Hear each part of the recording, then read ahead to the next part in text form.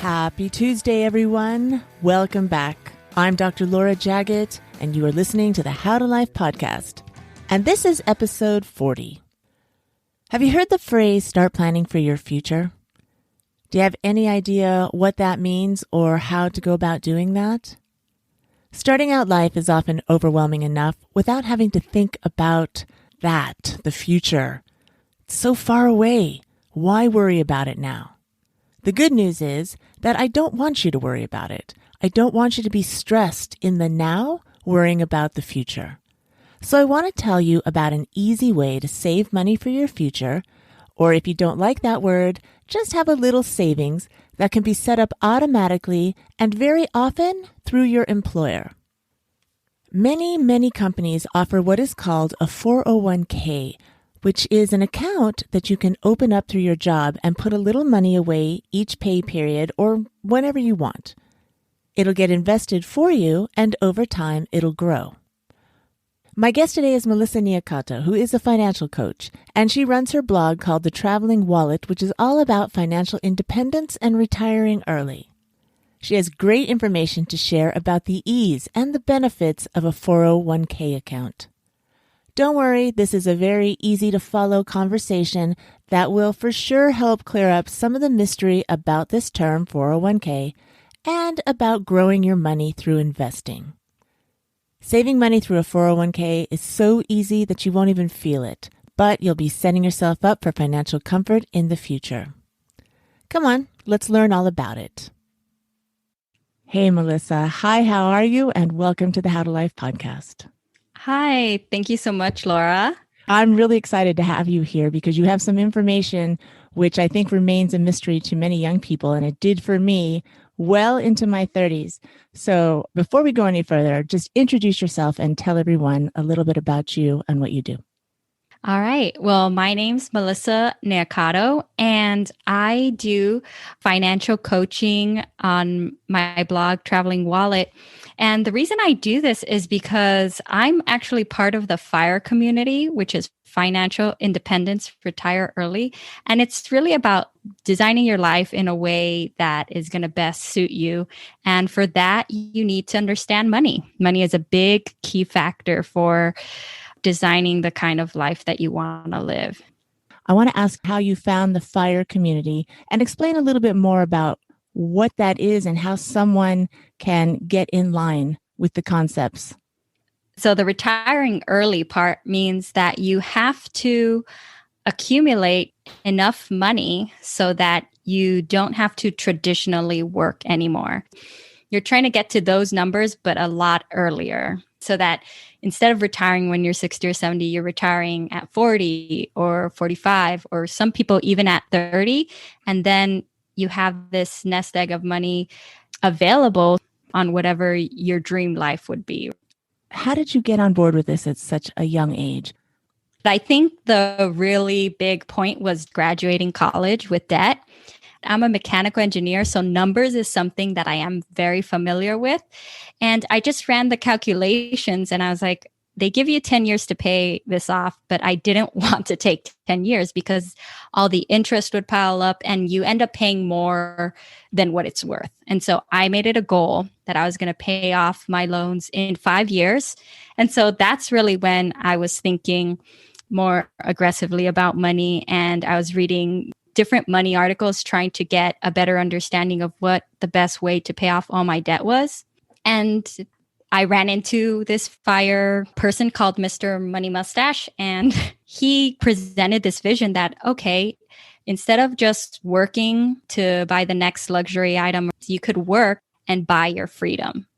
Today, I'm going to be talking about 401ks and IRAs because that was like a big aha moment that I had.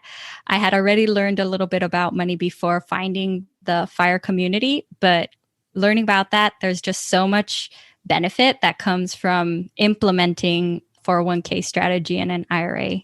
Which sounds a little intimidating. And I'm thinking back to when I was in my 20s, I would hear that buzzword. I have no idea what that means. Will you please define what that is and tell everyone what it means? A 401k is an account that's available at your company.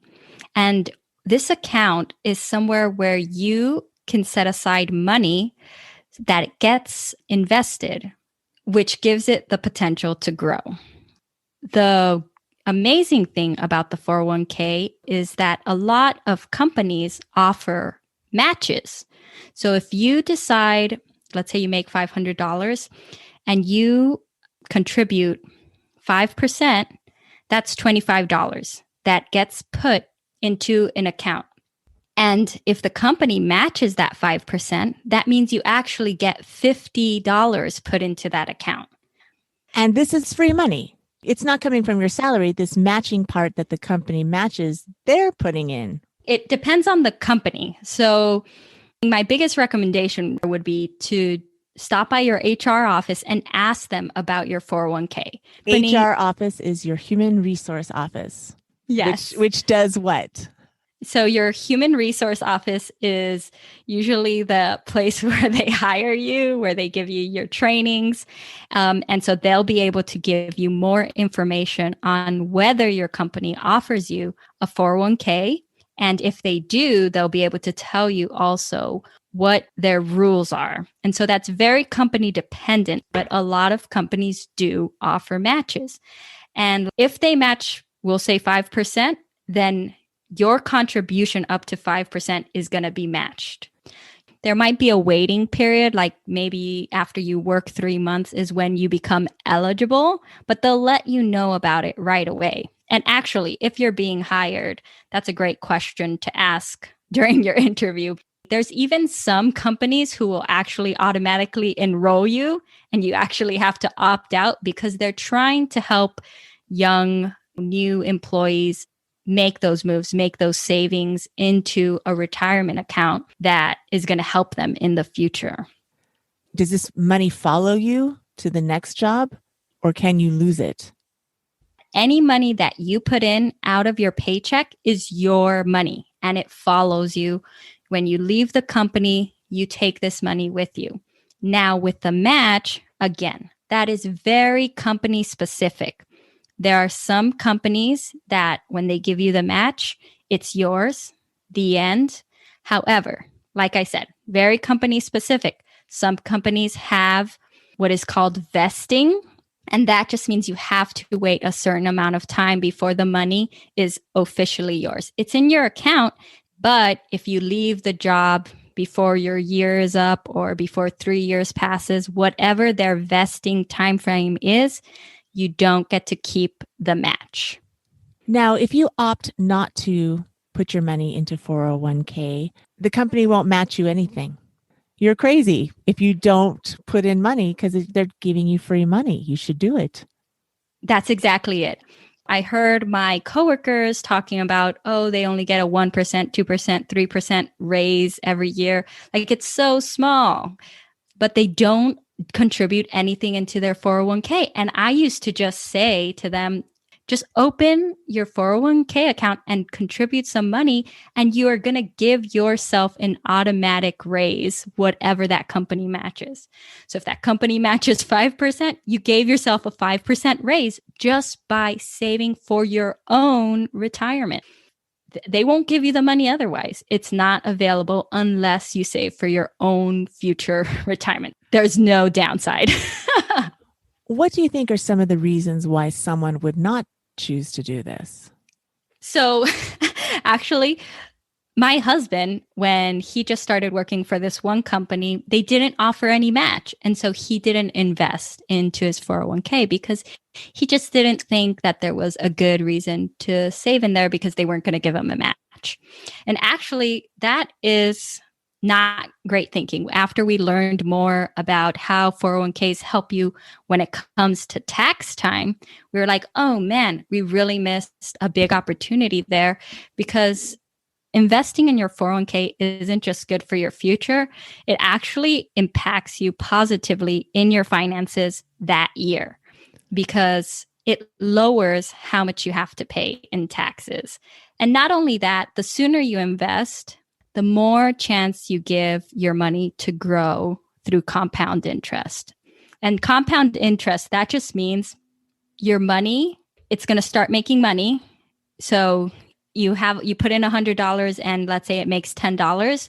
Now those $10 are going to make money too. And so every year, the interest that you're earning is going to make more money. And it just piles up. It's like a snowball. It starts rolling down the mountain and it just starts gathering more snow. Now, you brought something up about tax benefits. Please explain how investing money in a 401k reduces your tax burden. Okay. So there's actually a lot of different brackets when it comes to taxes. And in the first bracket, any income below this level doesn't actually get taxed. It's like a ladder. And so on the bottom rung of the ladder, you don't actually pay taxes for any of that money. And then as you climb the ladder of your income, at the next step, you're going to pay some taxes. So when you save into your 401k, you actually remove that from your taxable income. Let's say you make $20,000, and that means you pay 10% in taxes. But the next rung, the rung below you, is like, let's say $15,000. And so if you save $5,000 into your 401k, you drop yourself where now those $15,000 you don't pay taxes on, and that $5,000 that is in your 401k investment account, you're actually not going to pay taxes on those either. Now, if you didn't save in your 401k, you would have to pay a bigger amount of taxes because you were actually at the $20,000. That's a great argument to do it. Exactly. And that was one of the things, like I said, when my husband was working at this company that didn't offer a match, we were like, oh, you know what? In retrospect, we really should have just saved it still because we would have dropped our taxable income. Now, let's talk about moving from a job. Let's say you have accumulated a 401k at a job for a certain amount of years, and let's say they matched it, so you've passed that vested time. So you get to keep all of that money and you now leave that job. You get to take all of the money in the 401k with you. Is that correct? Yes, it is. If you leave a company, you don't need to move the money. Technically, you could just leave it through that account. It's still yours. You still have access through it, but it's just invested through that company. But it's usually not recommended to do that because usually companies might have limited options about where they're investing your money. They might have higher fees that you have to pay for investing your money. And so it's very recommended that you move that money to a different account. So you can only move it to a different account once you've separated from the company. For example, there's Vanguard, who you can roll over your 401k into. There's Fidelity. You want to transfer the money directly from your company's account straight into the Vanguard account or straight into the Fidelity account, which would be labeled as a rollover 401k. Mm-hmm. And the reason you want to do this is because if you leave the company and then you say, okay, give me a check for all my 401k money, and you get that check and you don't invest it into another 401k, you are now due on taxes. So the great thing about a 401k is that you are actually deferring taxes. So it's not that you don't ever have to pay taxes on it, it's that you won't pay taxes until you actually need to use the money. Now, let me ask you this. You've left a company and you get yourself a new job and they offer a 401k match. Will they then put it into that new rollover account or will they open a new account for you? If you go from one job straight to another job, you can open a 401k in your new company and then roll over your old company's money into the new company one. But again, you have a little bit more freedom if you roll it into a separate account, like I said, with either Vanguard or Fidelity. Then you get to be a little bit more hands-on with where you invest your money. Now, however, if that's something that's a little bit nervous for you, like that's not something you really want to do, that you'd rather have the companies separate the money in the stock market, then you can just roll it over straight to the other company. let's say you rolled it over to your own personal rollover 401k, let's say with Vanguard or something, I think at that point it's going to stay there. And then at the new company, they'll just open you a new 401k account. As soon as you roll it over, they'll ask for you to make a decision about where you want it to go. And then you don't have to do anything else, because once it gets invested into like a mutual fund, you don't need to do anything else after that. It's not something that you're constantly trading, buying or selling. Right. Usually what you would do is you would put it into something called an index fund, which is a accumulation of a lot of different companies.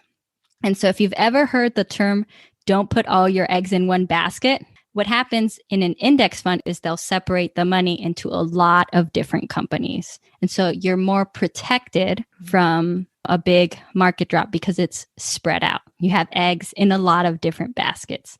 And so after you've made that selection, after the rollover, you don't have to really touch it again.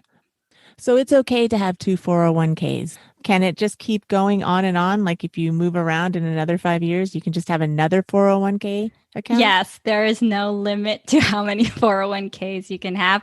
I guess that would be the argument. If you went straight from one job to another job, just rolling it over to the new company means you'll always have it consolidated in one spot.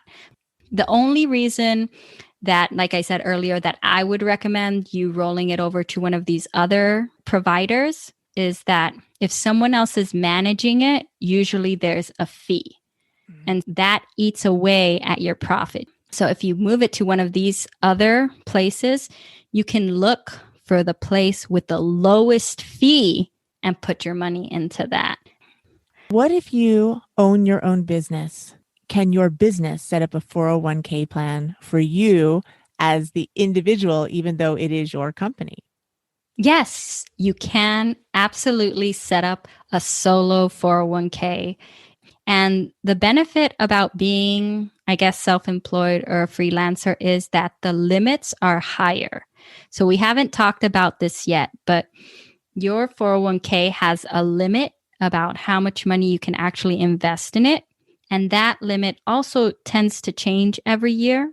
But it is my understanding that when you have your own business, that number can actually be a little bit higher. Can you set up a 401k if your job doesn't offer one, or if you're a part-time employee? What normally happens is that you actually set up something known as an IRA. So the IRA is an individual retirement arrangement. With an IRA, you're essentially going to do what I was explaining with the rollover 401k. You're going to go to one of these companies like Vanguard or Fidelity, and you are going to open an account that is classified as either a traditional IRA or a Roth IRA.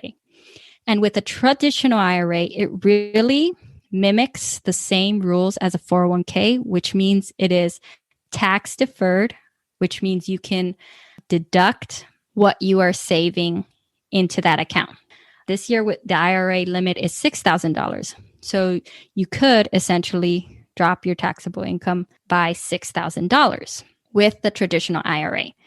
With a Roth IRA, it is also a tax advantage account, but it is actually in the future. So what happens is you don't get a write-off. You don't get to subtract what you're depositing in your Roth IRA. But when you take the money out, you don't pay taxes. So those are the two examples. So you're either going to pay taxes now with your Roth IRA and not pay them later, or you're going to not pay taxes now with your traditional IRA, and you will pay the taxes once you pull out the money in the future. So those are the two examples. To be honest, you're not going to access this money right away. Because it's for retirement, it actually has some limitations. Because it's set for retirement, you need to be 59 and a half to withdraw the money. You're really saving it for the future. And if you withdraw it before that, you might have to pay a penalty. But a lot of these accounts also have little caveats where they actually give you a little bit of flexibility. Like your 401k will let you take out some of the money to buy your first home, or your IRA will let you do that. But it's a loan. It's a loan from you, so you do need to pay it back. But it gives you the opportunity to access that money before you're 59 and a half. Now, we were talking about Roth IRAs. Any money you put in is accessible right away. So you can't take out the earnings, the growth, but let's say you saved $5,000 one year, and then the next year you needed the $5,000. You can access that money out of a Roth IRA without a penalty. Only the money that you contributed. You can't pull everything out, just the money that you've contributed. The key is to save aggressively, but save aggressively seems sort of sad. Like, it's going to be hard. I'm going to be seeing all my friends getting all of these wonderful things, and I'm not going to have anything. I want you to dispel that myth, please. Yeah. So me personally, I haven't felt that way. Actually, you feel the reverse, because as you start saving money, you feel more secure. You feel more free. If you could advise your younger self or any young person, give them some bullet points on what they can do to set themselves up for the future. Yes. If your company offers you a match, like that is a no-brainer. You're going to be leaving money on the table. So as soon as you get into your job, go visit your HR department and ask them, do you have a 401k? And if you do, can I enroll right away? And if not, you put it on your calendar on the day that you become eligible to open that account. So you can start off small. If they offer you a 5% match, but that sounds like a big jump, just start with 1% and set it up. A lot of these places offer this, that it automatically increases 1% each month. And you'll get to that 5% little by little. It's so small, the change in your actual paycheck, that you won't notice that 1%, 1%, 1% bump. But it's going to make a huge difference. And you'll get to the point where you're going to get the full match. And by doing this, you learn that you can live quite comfortably without the money that you had invested. So you forget about it. And I mean, I will even say that as you get raises, you bump it up because you get used to your level of life, you enjoy it. And so if you're enjoying your life and you get that raise, maybe set aside a little bit to celebrate and then just roll the rest over to your retirement account because you're not used to it. And so you're not even going to miss it. And your savings account, your investment account's just going to grow that much faster. And you're going to reduce your tax. Where can people find more information about? People can find me at travelingwallet.com. I would also recommend Mr. Money Mustache. I think he's really good at breaking things down to really manageable pieces. I know, funny name, silly, doesn't seem serious, but totally is. And there's a lot of numbers, when it comes to what are the limits with how much you can save in your 401k or your IRA. And those are constantly changing. And I'd love to offer a PDF with this information available to you. Visit travelingwallet.com/howtolife. That's a great bonus. Tell us some more about Traveling Wallet. So that's where I've been documenting my journey to financial independence. I started in 2014 and I made a plan to retire at 40, which is the year 2026. And so I was just documenting my journey there. The thing is, though, like I said, I have kids. And so I don't want to wait 10, 12 years to then start doing all the fun things I want to do. I make sure that I incorporate that in the now too, because there are certain experiences that I want my kids to have as well. And so I'm actually a big proponent of having little mini retirements on your path to your financial independence retirement. And so we were able to take 4 months off. We got to go to El Salvador for a month and Ecuador for a month and kind of give my kids this experience. And so that's why when Laura says, oh, what if people feel bummed or, like they're giving up so much? I'm like, no, you're not. The more you get control of your money, saving in your 401k, saving in your IRA, that's just one piece. You need a emergency account. You need, as you learn and grow your money knowledge, you gain so much more freedom because money is a tool. It's a tool that helps you live your unique, adventurous life. And so that's what I talk about at Traveling Wallet. I want to help families and young people manage their money so that they can live their unique lives. I hope that all of you are inspired by this. Get started now, guys, when you're young. Don't wait until you're older, and you're going to have so much more fun along the way. Melissa, thank you so very much for agreeing to come on my show. This was so valuable, so much good information. I think you did a really good job defining and breaking it down in a non-threatening and optimistic way. Thank you. Thank you. Thank you so much for having me. Who's going to walk away from free money? Not you, right? This is such an easy way to start growing that money ball. Are you feeling a little motivated to get your financial future in order? It is never too early to start, and it's never too late to start either. Just do it.